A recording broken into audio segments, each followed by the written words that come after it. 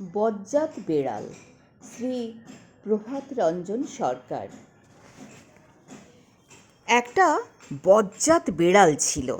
সে শীতকালে একটা বৃষ্টির দিন দুপুরে একটা গেরস্তর খাটে লেপ মুড়ি দিয়ে শুয়েছিল। পাশেই ছিল জানালা। জানালার ওপারে রাস্তায় দাঁড়িয়ে একটা কুকুর বৃষ্টিতে ভিজে সপসপে হয়ে যাচ্ছিল। লেপের ভেতর থেকে বজ্জাত বেড়াল বললে, টিপিরি টিপিরি বৃষ্টি পড়ে, ভিজছে তোমার গা, আমি যেন বসে রয়েছি 7 বেটার মা। তার কিছুদিন পরে গেরস্তর বাড়ি খুব বেশি দুধ মাছ খেয়েছিল বলে বাড়ির লোকেরা বেড়ালটাকে ঝোলায় ভরে গলায় দড়ি দিয়ে গঙ্গায় ডুবিয়ে দিতে যাচ্ছিল। এমন সময় কুকুরটা রাস্তার পাশ থেকে বললে, সেদিন তো বড় শুনিয়েছিলে চ্যাটাং চ্যাটাং কথা, এখন জমের দড়ি গলায় দিয়ে যাওয়া হচ্ছে কোথা? কিন্তু বজ্জাত বেড়াল তো দমবার পাত্র নয়। মরণকালেও তার বজ্জাতি বুদ্ধি যায়নি।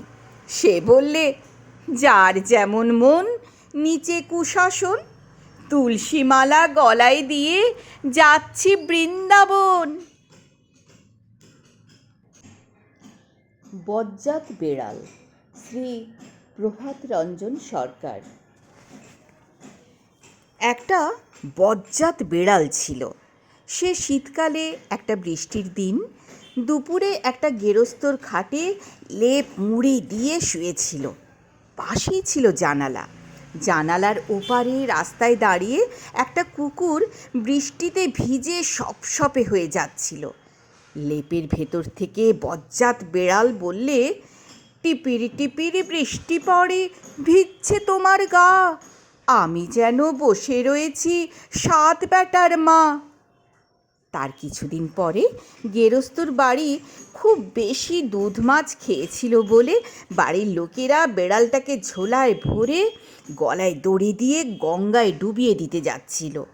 এমন সময় কুকুরটা রাস্তার পাশ থেকে বললে, সেদিন তো বড় শুনিয়েছিলে চ্যাটাং চ্যাটাং কথা, এখন জমের দড়ি গলায় দিয়ে যাওয়া হচ্ছে কোথা? কিন্তু বজ্জাত বেড়াল তো দমবার পাত্র নয়। মরণকালেও তার বজ্জাতি বুদ্ধি যায়নি।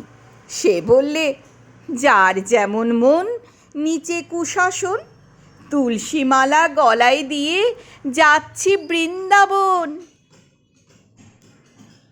বজ্জাত বেড়াল শ্রী প্রভাত রঞ্জন সরকার। একটা বজ্জাত বেড়াল ছিল। সে শীতকালে একটা বৃষ্টির দিন দুপুরে একটা গেরস্তর খাটে লেপ মুড়ি দিয়ে শুয়েছিল। পাশেই ছিল জানালা। জানালার ওপারে রাস্তায় দাঁড়িয়ে একটা কুকুর বৃষ্টিতে ভিজে সপসপে হয়ে যাচ্ছিল। লেপের ভেতর থেকে বজ্জাত বেড়াল বললে, টিপিরি টিপিরি বৃষ্টি পড়ে, ভিজছে তোমার গা, আমি যেন বসে রয়েছি 7 বেটার মা। তার কিছুদিন পরে গেরস্তর বাড়ি খুব বেশি দুধ মাছ খেয়েছিল বলে বাড়ির লোকেরা বেড়ালটা